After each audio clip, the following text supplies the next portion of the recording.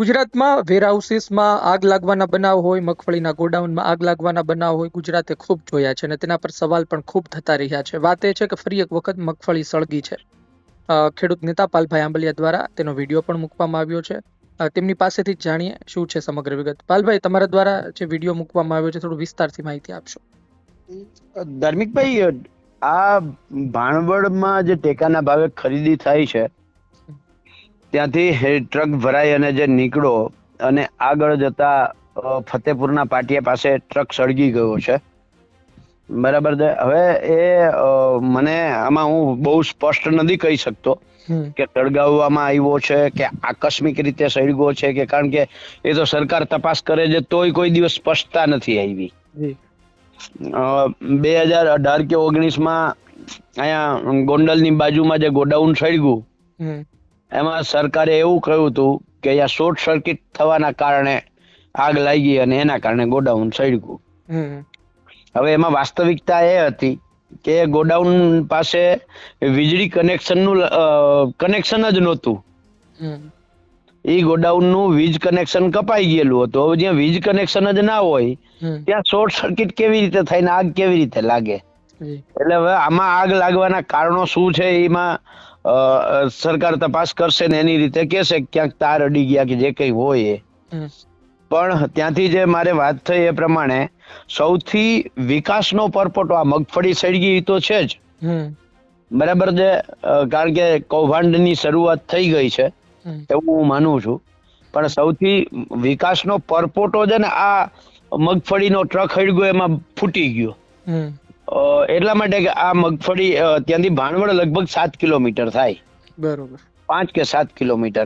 ત્યાંથી ફાયરના બંબા આવ્યા તો એમાં પાણી થઈ ગયું, બરાબર છે. પછી જો એ બંબામાં પૂરતું પાણી હોત તો આ મગફળી જે આખો ટ્રક સળગી ગયો એ કદાચ ના સળગી જાત.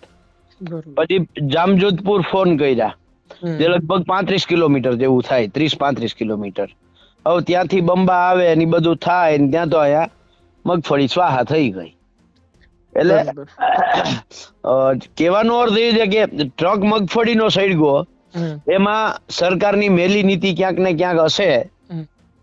શ્યોર નથી હું છે જ એવું, કારણ કે તો તપાસનો વિષય છે. તપાસ કેવી થાય ગોંડલના ગોડાઉનનું મેં ઉદાહરણ આપ્યું છે. બરાબર. એક વાત છે ને, ખૂબ ભૂતકાળમાં ચર્ચાતી રહી છે અને ખેડૂતો પણ સવાલ કરતા રહ્યા છે કે તમે જુઓ કે વેરહાઉસીસ હોય, મગફળીના ગોડાઉન હોય છે ને, સારી મગફળી કાઢી લેવામાં આવે ને પછી ગોગડી મગફળી નાખી દેવામાં આવે ને પછી સળગી ગયું ને પછી બહાના બતાવવામાં આવતા હોય છે. ને ખૂબ કમાનાર વ્યક્તિઓ ખૂબ પૈસા કમાય છે ત્યાં સુધી લોકો આરોપ લગાવે છે. તમારો શું ભૂતકાળ કહે છે? તમે આવી ઘટનાઓ જોઈ હશે કે ગાંધીધામની આ જે ભૂતકાળની તમે વાત કરી મગફળીમાં, બરાબર છે, તો ખેડૂતો પાસેથી જે સોના જેવી ખરીદેલી મગફળી હોય ને, આ મગફળીમાં વચ્ચે ક્યાંક ને ક્યાંક બદલો લાગી જાય અથવા તો ગોડાઉનમાં ગયા પછી બદલો લાગી જાય અને ખેડૂતોની સારી મગફળીની જગ્યાએ એકદમ સડી ગયેલી મગફળી, ધૂળ, ઢેફા, કાકરા અને પથ્થરો એની અંદર ભરી દેવામાં આવે. ને આ ગાંધીધામનું ગોડાઉન મેં જાતે ત્યાં જઈ અને ખોલ્યો તો અને એ ગોડાઉનની અંદર 1.5 કિલો 2 કિલોના પથ્થરો આવ્યા હતા, પથ્થરો હતા. અને જ્યારે એ ગોડાઉનની જ્યારે અમે વાત કરી ત્યારે તત્કાલીન નાયબ મુખ્યમંત્રી નીતિનભાઈ પટેલે એવું કહ્યું હતું કે કોંગ્રેસ હવામાં વાતું કરે છે, સબૂત હોય તો ગાંધીનગર લઈને આવે. એટલે અમે એ જ મગફળીના લઈ અને 50 ટ્રેક્ટરો લઈ અને ગાંધીનગરથી અમે ત્યાં વિધાનસભા ભવન સુધી જવા માટે સબૂત યાત્રા કાઢી હતી, બરાબર છે. અને અમે સાણંદ પહોંચી આ સબૂતો લઈને ત્યાંથી અમારી અટક કરી લીધી, અમને ગાંધીનગર પહોંચવા જ ના દીધા.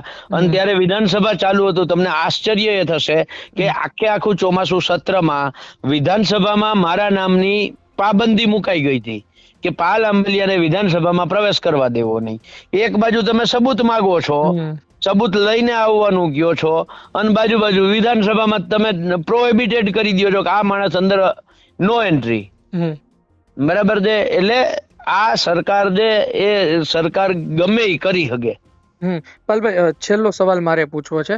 સામાન્ય રીતે ઘણા દર્શકો નવા હોય તો એમને પણ માહિતી મળે કે આ પ્રકારે કોઈ કરે, ચાલો અત્યારે તો આપણે આ તપાસનો વિષય છે, પણ કોઈ આવું કરતું હોય ને મોટા પ્રમાણમાં પછી ગોડાઉન સળગાવી દેતા હોય, ખેડૂતને કેટલું નુકસાન થાય, સામાન્ય લોકો સુધી શું નુકસાન?